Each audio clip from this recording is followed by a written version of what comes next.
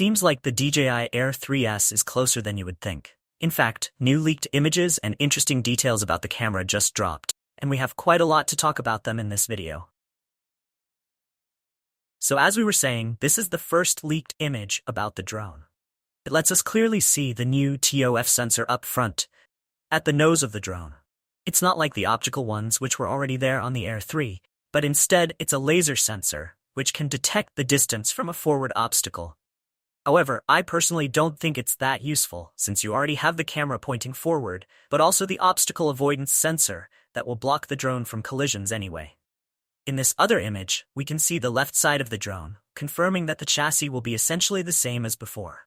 We can also be sure about the name, Air 3S, and not Air 4 as some people pointed out. In this other image we can see the drone's front better, with the already mentioned new sensor, and the double camera setup, for which we have some more detail. We already knew that the main sensor will be a 1-inch, but the new leaks report the camera will feature better noise reduction for low-light filming, 14 EV dynamic range optimized for sunset scenario, but also 13,000 by 6,500 panorama pictures capability. Moving on to some more specs, the drone should be equipped with O4 Plus transmission, and should also be sold in combo with the RCN3 we already saw with the Neo. By the way, the full video about the Neo, it's coming very soon with all the details and its release date, so subscribe to not miss it.